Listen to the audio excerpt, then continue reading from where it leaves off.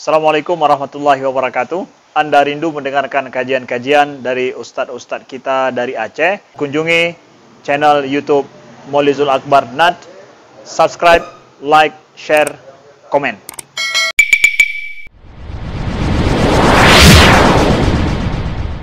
Assalamualaikum warahmatullahi wabarakatuh. Alhamdulillahi rabbil alamin. Wassalatu wassalamu ala asyrafil anbiya'i wal mursalin wa ala alihi wa sahbihi ajma'in.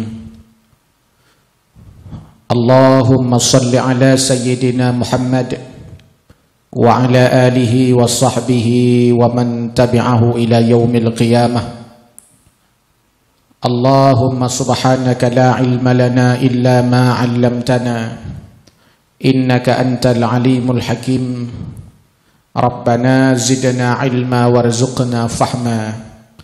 Rabbi shrah li sadri wa yassir li amri wahlul 'uqdatam min lisani yafqahu qawli bi rahmatika ya arhamar rahimin.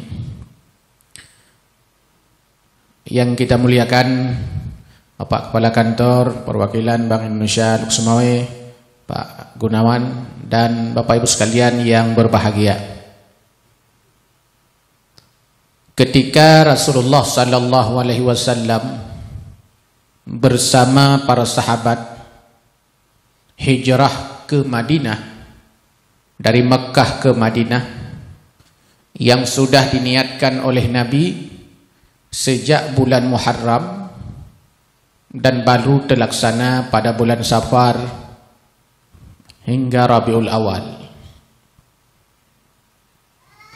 Ada beberapa tipologi sahabat yang ingin hijrah bersama Nabi ke Madinah. Ada sahabat yang mereka mau hijrah di Madinah karena Madinah dianggap satu tempat yang memudahkan mereka untuk berbisnis.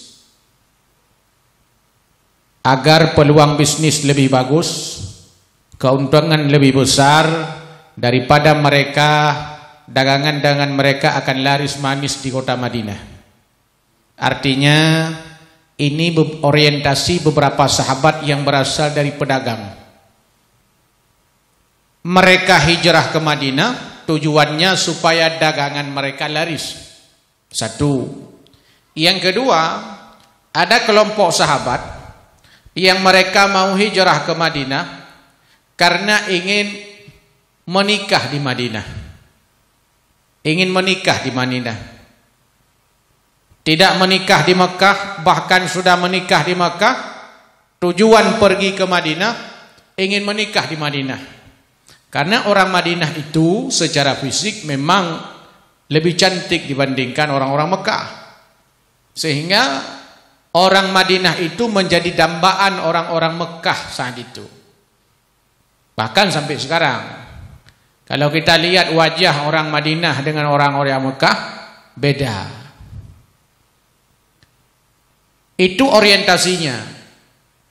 Sehingga inilah dasar asbabul wurud, sebab latar belakang muncul hadis Nabi. Lalu Nabi mengatakan, innamal a'malu binniyat wa innama likulli imri'in ma nawa faman kanat hijratuhu ila Allahi wa rasulih fahijratuhu ila Allahi wa rasulih wa man kanat hijratuhu lidunya yusibuha aw imra'atin yankihuha fahijratuhu ila ma hajara ilaih. Pada saat Nabi sallallahu alaihi wasallam melihat beberapa tipologi para sahabat yang mau hijrah ke Madinah, lalu Nabi mengatakan kepada mereka, innamal a'malu binniyat, hanya saja segala sesuatu itu tergantung niatnya. Wa innama likulli imri'in ma nawa, dan ia akan mendapatkan sesuatu sebagaimana yang dia niatkan. Faman kanat hijratuhu ila Allahi wa rasulih fahijratuhu ila Allahi wa rasulih. Kalau seandainya mereka tujuan hijrah ke Madinah untuk mendapatkan ridha dan cinta Allah, fahijratuhu ila ma hajara ilaih. Itu yang akan mereka peroleh. Tapi Nabi mengatakan Wa man kanat hijratuhu lidunya, kalau seandainya kalian hijrah karena orientasi dunia, tujuan supaya laris dagangan, supaya kalian bisa menikah di sana, maka fahijratuhu ila ma hajara ilaih, maka itu akan kamu peroleh, tapi pahala tidak kalian peroleh. Ini motivasi kerja, ini motivasi aktivitas harian kita sebagai orang mukmin, sebagai orang Islam. Artinya orang bekerja itu orientasinya macam-macam, sama seperti tipologi orientasi para sahabat Nabi hijrah. Ada orang kerja, dia tujuannya satu, supaya enggak bengong di rumah. Jadi kerja supaya tidak bengong di rumah, bingung kemana, sehingga kerja. Ada tipe orang bekerja seperti ini. Ada orang bekerja, tipe orang bekerja itu supaya mendapatkan penghasilan, mendapatkan gaji, mendapatkan uang. Ada orientasi orang bekerja seperti itu. 3, ada orang bekerja itu tujuannya adalah untuk menggapai kebahagiaan hidupnya. Secara ekonomi dia sudah punya. Dia hadir dalam pekerjaan itu untuk supaya dia bahagia. Ada orang mencari kebahagiaan, bukan mencari uang, bukan mencari gaji di dalam pekerjaannya. Kenapa? Karena secara ekonomi dia sudah cukup, kemudian aktivitasnya hanya ingin diisi dengan aktivitas-aktivitas yang menyenangkan. Tipe orang seperti ini biasanya kalau tidak nyaman di tempat itu dia akan pindah. Tidak nyaman bekerja tempat ini akan pindah ke tempat yang lain. Kenapa? Karena dia hanya ingin mencari kenyamanan, ketenangan, kebahagiaan, bukan kepentingan yang lain. Ada orang bekerja, dia memang menyadari dirinya bahwa dia bagian daripada ibadah kepada Allah. Bahwa bekerja ini bukan hanya soal hilang dari rumah, bukan hanya soal gaji dan pendapatan, bukan hanya soal kebahagiaan dan ketenangan hidup, tapi bekerja ini juga bagian daripada ibadah yang suatu ketika nanti setiap aktivitas gerak langkah kita ini akan mendapatkan pahala daripada Allah Subhanahu wa taala. Saya sering mencontohkan, saya mengajar di YN Luxmawe. Di YN Luxmawe kalau Bapak Ibu ke sana itu enggak ada pagar. Jadi pagarnya enggak ada, belum ada pagar. Karena belum ada pagar, sering masuk sapi ke situ. Sering masuk sapi ke kampus. Lalu saya bilang sama kawan-kawan saya yang dosen, kalau kita ke kampus hanya untuk cari makan, sama seperti mereka. Mereka kan ke kampus juga cari makan. Jadi kalau ke kampus hanya cari makan, ya sama seperti sapi itu. Kalau ke masjid, orang hanya untuk cari makan ke masjid, sapi juga ke masjid. Kalau pergi ke beberapa masjid, ada sapi di masjid. Pergi beberapa kantor, ada sapi di kantor itu. Dia ngerumput sapi itu. Karena mungkin nggak ada pagar, karena mungkin sapinya itu dilepas oleh pemiliknya. Itu kan satu gambaran kepada kita sebenarnya, ilustrasi bahwa kalau tujuan bekerja hanya itu rupanya sama seperti mereka saja, untuk soal cari makan saja. Tapi harus ada nilai lain sehingga membedakan kita dengan mereka itu. Nah, nilai lain itu yang tidak ada pada sapi itu adalah, itulah tadi orientasi ubudiyahnya itu, orientasi ibadah.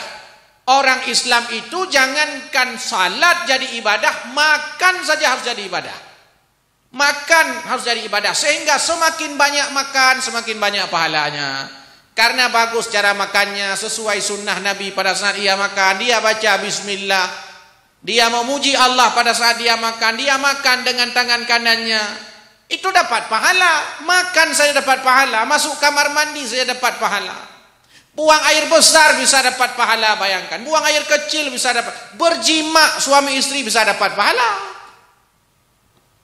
Bisa dapat pahala begitu besar. Kalau berhubungan seksual suami istri, kan bukan hanya manusia, hewan juga begitu kan. Binatang juga begitu, tapi nilainya ini yang berbeda. Nah, Nabi ketika hijrah ini yang ditanamkan kepada para sahabat. Ini yang ditanamkan kepada para sahabatnya, sehingga orientasi hijrah tidak boleh hanya karena soal dunia, hanya soal ingin menikah, hanya soal ada sesuatu yang sifatnya materi, pragmatisme, hedonisme. Bukan hanya itu, tapi ada nilai-nilai ilahiyah di sana, ada nilai-nilai kebaikan di sana, ada nilai-nilai yang terus-menerus sebagai bagian daripada ibadah kepada Allah Subhanahu wa taala. Orang seperti ini kalau punya konsep kerja seperti ini, seperti yang ditawarkan Nabi kepada para sahabat saat hijrah, satu, dia akan disiplin bekerja. Kenapa? Dia sadar kerja itu ibadah. Terlambat saya pergi, maka berkurang ibadah saya. Cepat saya pulang, maka semakin berkurang ibadah saya. Tidak saya melayani masyarakat, maka semakin kurang ibadah saya, semakin kurang pahala saya. Ini motivasi ibadah kita sebagai mukmin. Sehingga sebenarnya tidak perlu ada sanksi-sanksi, tidak ada perlu sanksi kepada kita mukmin kalau kita sadar itu. Cuman kan banyak orang nggak sadar itu, sehingga ada sanksi. Kamu terlambat harus begini. Kenapa harus ada sanksi? Karena kadang kita tidak sadar diri bahwa begitulah sebenarnya seorang mukmin bekerja. Orang Islam ini kalau seandainya dia melaksanakan seluruh aturan agama, nggak perlu ada aturan.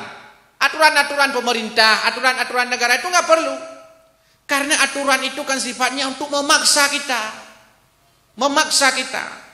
Memaksa itu yang menyebabkan kenapa dibuat harus dipaksa kita. Karena kita nggak mau. Kalau seandainya nggak ada aturan itu, kita selalu beralasan. Mau nggak kalau seandainya tidak ada lampu merah di taman mini itu, kita mau berhenti mempersilahkan orang lain dulu lewat? Kan jarang orang seperti ini. Jangankan nggak ada lampu merah aja bermasalah. Padahal mestinya tadi, walaupun nggak ada lampu merah, nggak ada lampu lalu lintas, dia mempersilahkan saudaranya terlebih dahulu untuk lewat. Kenapa? Karena itu konteksnya sosial.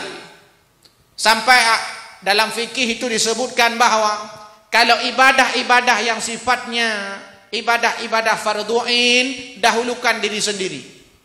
Kalau ibadah-ibadah sosial, dahulukan orang lain. Mau salat zuhur kita terlambat, kita dulu yang kita dahulukan, bukan kawan kita persilakan dulu. Kenapa? Itu terkait fardhu'innya. Pergi ke masjid, berdiri kita saf yang kedua, saf yang pertama masih muat satu orang lagi, kita yang masuk ke situ. Bukan nyuruh kawan mempersilakan masuk aja ke sana. Bukan, kita yang harus kita dahulukan. Kenapa? Karena itu ibadah-ibadah fardhu'in yang terkait dengan personal kita masing-masing. Dahulukan. Disinilah konsep fastabiqul khairat, berlomba-lomba dalam kebaikan di sini. Tapi dalam sosial, persilakan orang terlebih dahulu. Soal snack, biar orang dulu. Kalau ada sisa, kita nggak apa-apa. Soal snack, harus orang kena. Itu namanya, itu ibadah sosial. Soal bantuan, biar orang dulu. Kita belakangan aja. Tapi kan kebalik ini hukum sekarang ini. Soal yang fardhu ini kita dahulukan orang. Kalian udah salat? Udah, belum. Aku juga belum. Kalian aja dulu ya. Orang dulu kalau salat. Giliran sesuatu yang sifatnya materi, kita dulu. Takut habis. Nah, ini bukan motivasi daripada seorang mukmin dalam bekerja kalau mengambil semangat hijrah Nabi SAW. Pada saat orang dia bekerja itu hanya konsepnya, niatnya hanya untuk ibadah kepada Allah Subhanahu wa taala, maka satu, dia akan disiplin bekerja itu. Karena kenapa? Karena dia itu merasa bahwa itu ibadah. Yang kedua, berapapun yang ia peroleh, dia syukur kepada Allah. Muncul kesyukuran pada dirinya.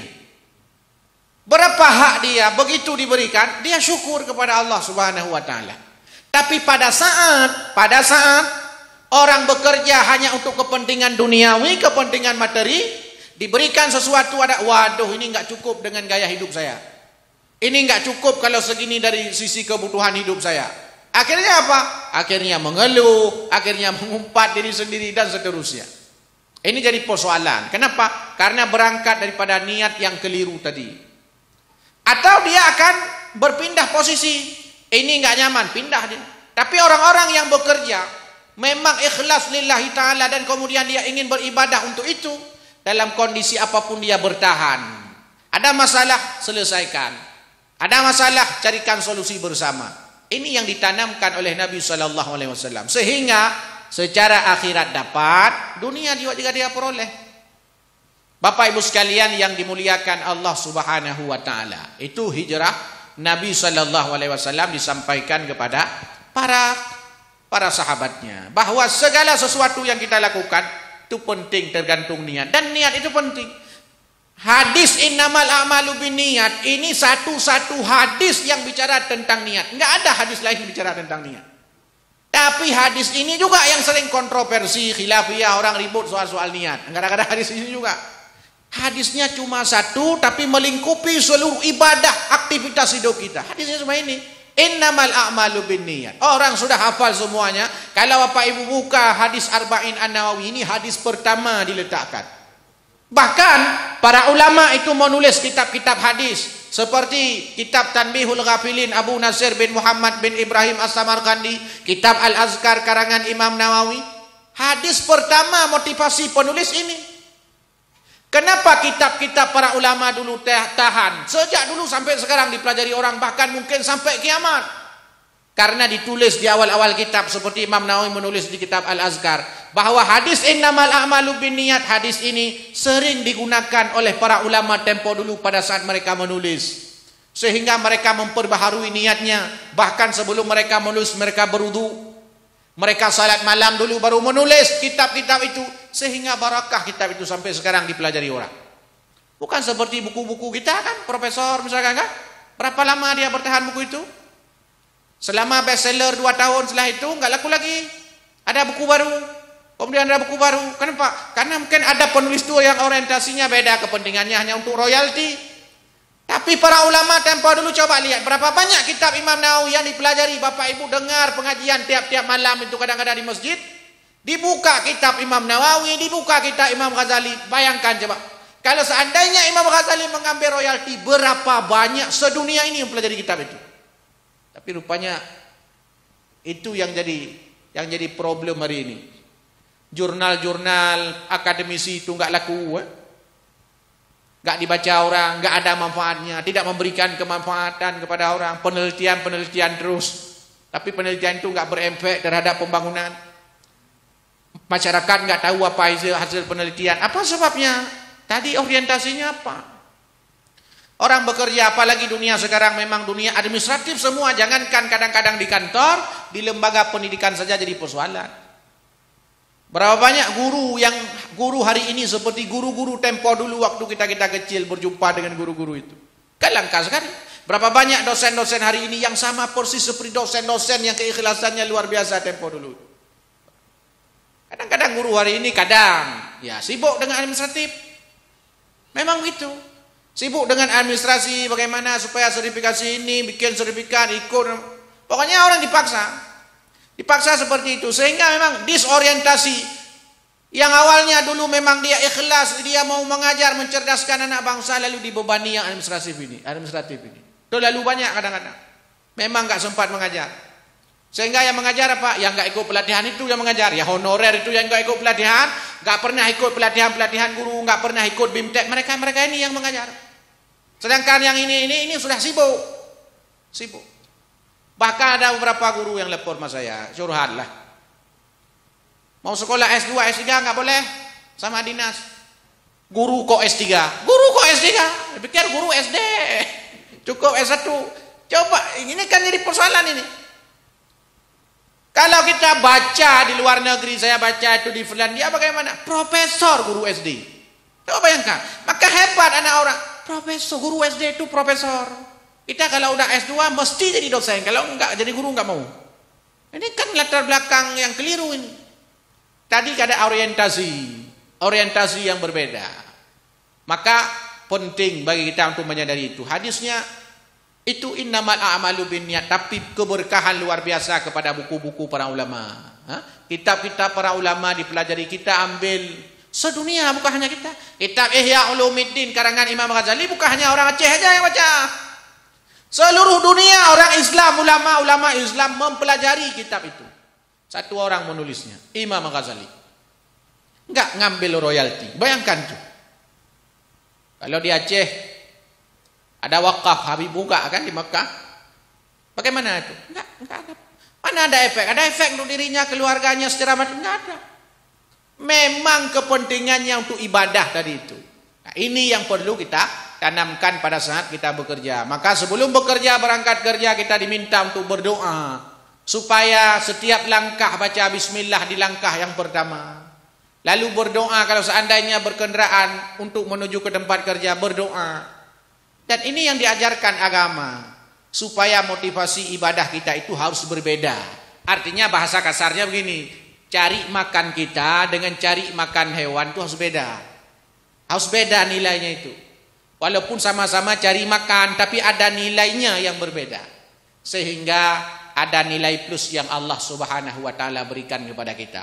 Karena kalau ibadah ini hanya salat, belum tentu kan pas juga salat kita ini. Belum tentu. Kalau salat itu harus ada khusyuknya. Kalau enggak khusyuk enggak diterima. Kalau kerja enggak perlu khusyuk. Sambil ketawa-ketawa sama kawan, enggak dapat pahala. Bersedekah harus ikhlas, enggak boleh ngomongin di belakang orang yang menerima sedekah itu. Tapi sambil kerja, orang sambil kerja kadang-kadang main game, tapi dapat pahala. Bisa jadi kadang-kadang kita masuk surga bukan gara-gara sholat kita, tapi gara-gara pelayanan kita kepada masyarakat, gara-gara menyapa orang, gara-gara senyum kepada orang, gara-gara memberikan sapaan kepada orang, menyapa orang, senyum kepada orang. Bisa jadi itu persoalannya. Jadi tidak seribut yang kita bayangkan hal-hal itu. Jadi untuk mendapatkan kasih sayang Allah Subhanahu wa taala, untuk mendapatkan rahmat Allah Subhanahu wa taala, kadang memang dapat juga daripada perkara-perkara yang kecil. Perkara-perkara yang kecil itu bisa mendatangkan rahmat Allah Subhanahu wa taala. Begitu juga kadang-kala murka Allah itu datang pada perkara-perkara yang kecil saja, yang kita anggap remeh, yang kita anggap biasa-biasa saja, padahal bisa saja itu mendatangkan murka Allah Subhanahu wa taala. Maka Rasulullah saat hijrah itu diberikan motivasi sehingga sadarlah para sahabat itu. Satu, yang kedua, yang terakhir, para sahabat Nabi sallallahu alaihi wasallam sebelum diperintahkan oleh Rasulullah untuk hijrah itu ada macam-macam alasan. Ya Rasul, kalau kita hijrah ke Madinah nanti kita gimana di Madinah? Itu kan Madinah kan bukan kampung kita. Kita tinggal di Mekah, di kota Mekah. Madinah itu bukan kampung kita. Bagaimana nanti kita bekerja di sana? Ada yang seperti ini. Bagaimana kita nanti bekerja di sana? Di sana bukan kampung kita, keluarga enggak punya, sahabat enggak ada di sana. Sedangkan kita harus pindah kampung dari Mekah ke Madinah, yang jarak Mekah Madinah itu sekitar 450 km. Dan jalannya jalan dulu bukan jalan sekarang. Jalan dulu saja yang 450 km itu naik bus saja butuh waktu sekitar 4 jam, 5 jam, 6 jam. Apalagi dulu Nabi makanya ketika hijrah itu butuh waktu sekitar 14 hari dari kota Mekah ke Madinah. Jalannya bukan aspal seperti hari ini. Jalannya bebatuan. Jalannya bukit-bukitan, jalannya padang pasir. Bayangkan itu Nabi SAW dan para sahabat itu. Pergi. Apa kata Nabi sallallahu alaihi wasallam? Jangan takut, wa ma bikum min nikmatin faminallah. Semua nikmat yang datang daripada Allah. Bisa jadi kalau Allah memberikan kalian kaya, enggak harus di Madinah, enggak harus di Mekah, di Madinah pun bisa kaya. Kalau kalian mau dijadikan miskin oleh Allah, enggak harus di Madinah, di Mekah ini pun bisa jadi miskin. Karena yang memberi rezeki itu Allah. Kemanapun kita pergi, Allah yang menetapkan rezeki itu. Ada yang protes, ya Rasul, kalau kita pergi ke Madinah nanti dicegat di tengah jalan bagaimana oleh kafir Quraisy, mati kita dibunuh.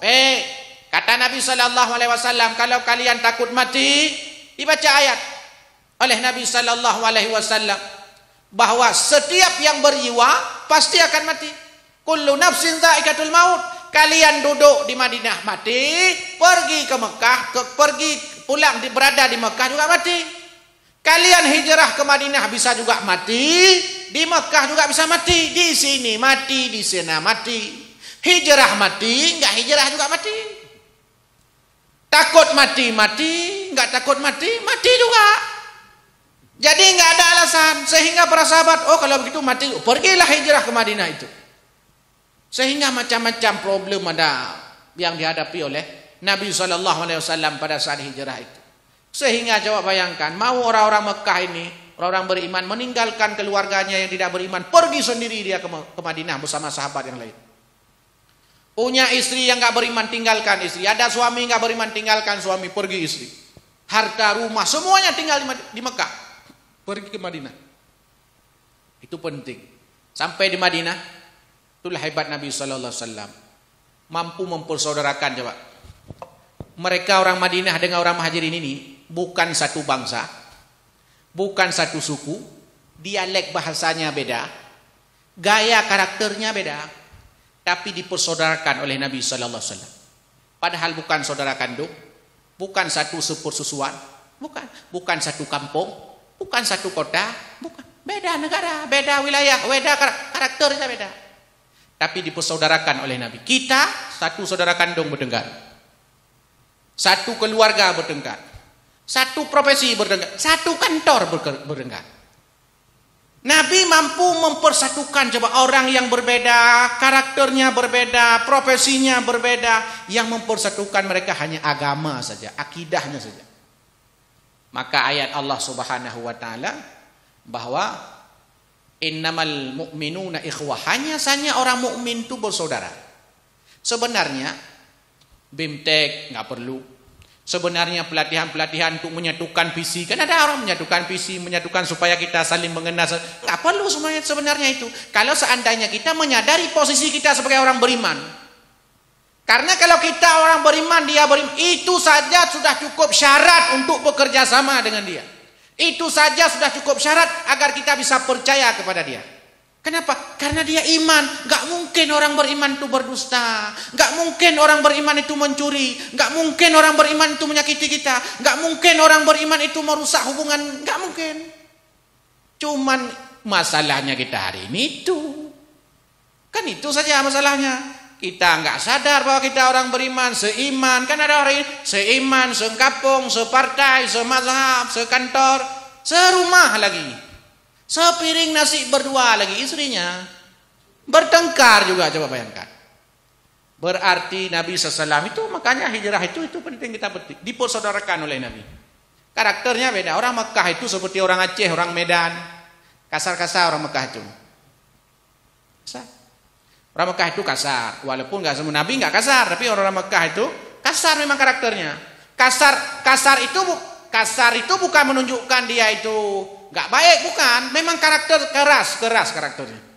Sama orang Aceh kalau suara besar itu bukan tanda dia itu bahwa jelek, rusak, nggak baik, nggak begitu. Sama seperti orang Medan. Tapi orang Solo coba bayangkan. Orang Jogja begitu lembutnya, enggak semua juga yang lembut-lembut seperti itu baik begitu. Itu hanya soal karakter saja. Soal karakter yang berbeda saja. Sehingga ketika hijrah ke Madinah, orang-orang Madinah itu heran dengan orang Mekah. Kok begitu ya?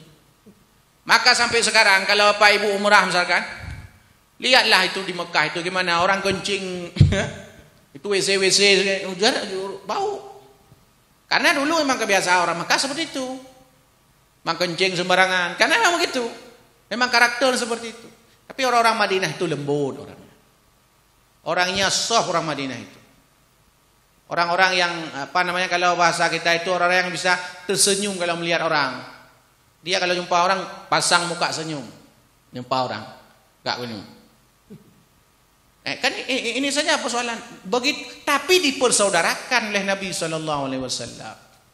Maka setidaknya iman kita ini mempersatukan kita. Setelah itu baru sekantor, seprofesi. Kemudian sudah kita saling kenal di sini. Masa ada di belakang ada kadang-kadang informasi-informasi yang lain kita nggak suka lalu ngomong di belakang. Padahal sudah ada tempat curhat juga ada di sini kan. Baru curhat mungkin ya. Tempat curhat bisa, ada konsultasi, mau sharing begini begitu. Kan semua bisa. Jadi nggak ada alasan masalah bawa ke warung kopi, masalah bawa pulang ke rumah, masalah nggak ada alasan sebenarnya. Begitu yang membuat kita sebenarnya merasa satu rasa, senasib, seperjuangan itu sebenarnya. Jadi berjuang bersama-sama dan itu bagian daripada ibadah kepada Allah Subhanahu wa taala.